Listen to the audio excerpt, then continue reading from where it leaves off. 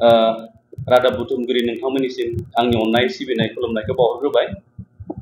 दा जोङो नोंथांमोननि गेजेरजों जों किसु भाइरेल जानाय निउज मिडियानि गेजेरजों भाइरेल जानाय किसु बिबुंथि लाखिनो सानदों। जोंहा दङ बेवहाय अदला प्राइमारि कमिटिनि माखासे प्रेसिडेन्ट बिथांमोन आरो लोगोसे आमजुलि प्राइमारिनि बोसोनगिरि बिथांमोन दङ। जों खौसेयै अदला आरो आमजुलि ज' जानानै जों निउज मिडियानि गेजेरजों जि गोसारनाय थांनाय बारनि जिखुनु निउज मिडियायाव गोसारनाय भाइरेल जानाय गांसो गोरलैनि खोथा बा गांसो गोरानि खोथा बेखौ जोङो जा बुद्धिजीबि बिथांमोन दङ, मेलेमजिबि बिथांमोन दङ,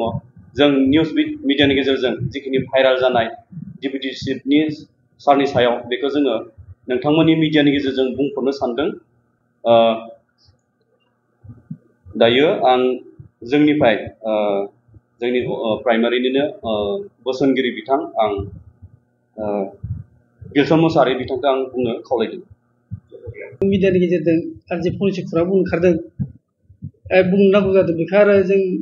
जिथु भाइरेल जादों बिनि किसुमान उत्तरखौ जों होनांगोन जे जोंहा गबिन्द सार बिथांखौ जायगा जायगा जोंहा रियन दैमारिया बुंथिलाबायदि गामियाव हाबनो हायाखै, फिसा फिसा गामियाव हाबनो हायाखै, दैसारहैनो हायाखै, बे असभ्य मिसा खौरां आरो बे माने बुंनो बे बाथ्राखौ समाया। मानो होनना बुङोब्ला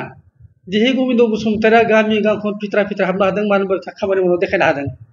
बे 20 बोसोर जितु जोंहा रिहन दैमारिया थाइजौ गोखै फानदोंमोन, बे थाइजौ गोखै आरो बे बोसोराव फाननो हालिया, रायजो राजा मिथिबाय आरो मिथिनानै दि गबिन्दनि जितु खामानिफोरखौ नुनानै जोंनि रायजो राजाफ्रा बिभिन्न जाति जनगोष्ठीफ्रा दले दले फैनानै इउ पि पि एल आव जयेन जाफैबाय। बेवहाय जोंनि इउ पि पि एल आ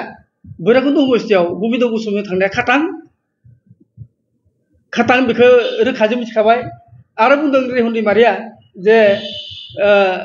गावगानि जितु फिसाज्लानि खुरां जे खैथामान खुरां खादोंमोन, किसुमान जलफोरनो फैसा होनानै माने जलफ्रा जौ लोंनायफ्रा फैसा खुरां। रिहननि फिसाज्लाया हयथ' खोब गोरों गोरा जानो हागौ, हिखित मानसि जानो हागौ, बे लोङाबो जानो हागौ, बिदि फोथायो। आरो रिहना बुंदों जे आंनि फिसाज्लाया गोबां गोरों मानसि, खिन्थु रिहननि बायदि फरायनाया जोंनि हाथि खाथियावबो जन्म जाबाय। आंनि न'खराव सासे डक्टरेट दङ, दायो माने कलेजाव लेक्सारार मावबाय थादों। खिन्थु बेखौ बुंनो थाङोब्ला रिहननि फिसाज्लायाथ' फरायनाया जोंनि उत्तर ओनसोलाव गैया होनना बुंनो हाया। खिन्थु रिहननि फिसाज्लाया आंनि फिसाज्लाया गोबां गोरों होनना बुंनायखौ आं माने अति दुर्भाग्यजोंसो मोनदों। खारन गोरोआ दायो बर'फ्रा ओंखारबाय आरो ओंखारनायखायनो दिनै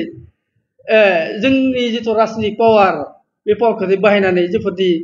बिभिन्न जाति जनखौ जों सामलायनो हादों आरो बेखौ जों रोखा मिथिगौ जोंनि बर'नाव। बेनिखायनो जे रिहना जेसेबांनो मिसा खौरां बुंबाबो जों बिनि खुरांखौ लाया, बिथाङा थांलिया, बेनिखायनो बिथाङा जना थानांसिगौ। आरो आं बेखौ बुंनो लुबैदों, जाय मानसिया 20 बोसोर थाइजौ गोथै फाननानै रायजो राजानिफ्राय माने 20 बोसोर एम एल ए जानो हाबाय, नोंथाङा बेजों दलद जदो। मानो होनब्ला नोंथाङा मोनसे मान सनमान होनो गोनां जे गबिन्द बसुमतारिया दिनै गावगायनि साकरि गारनानै जोंनि बर' जातिनि थाखाय 35 बोसोर हाग्रायाव थानानै जे आन्दलन खालामबाय, जे संग्राम खालामबाय, बे संग्रामनि थाखाय दि गबिन्द बसुमतारिखौ माने रिहन बसुमतारिया बिजों कन्टेस्ट खालामनो प्रयजन गैलामोन, माने समायामोन दि गबिन्द बसुमतारिखौ रिहन दैमारिया मान सनमान होनानै बिथाङा दिनै बे इलेक्सननिफ्राय गोजानाव थानांगौमोन।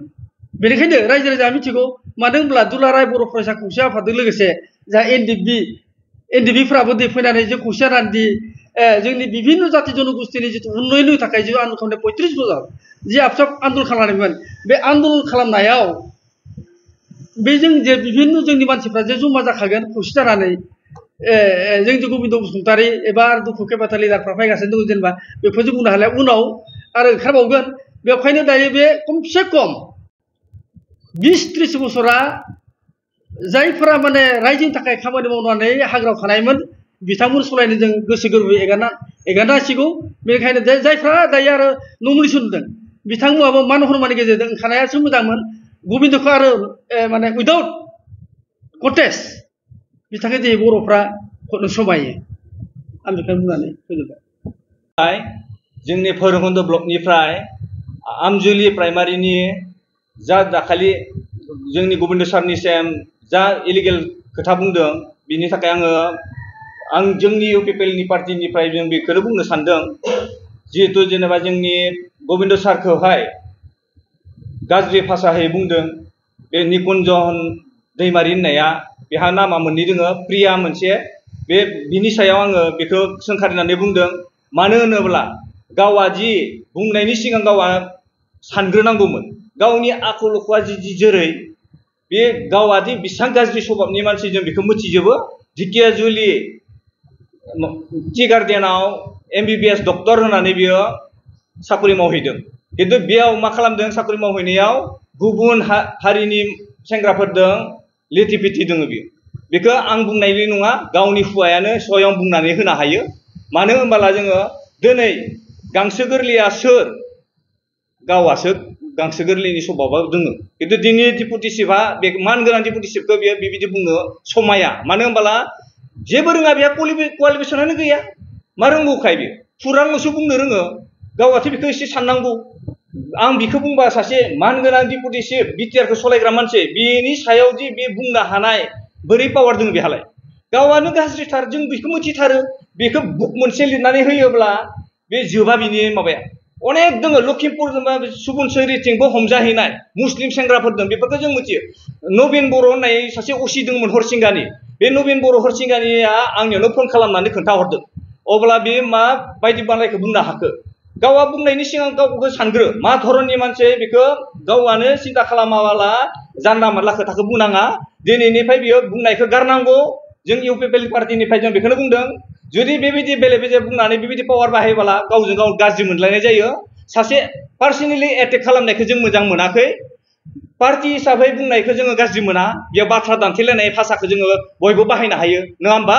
ओंखायनो बेसांखिनिखौ बुंनानै आङो दिनै बेसांखौनो बुंनानै दोनथ'नाय जाबाय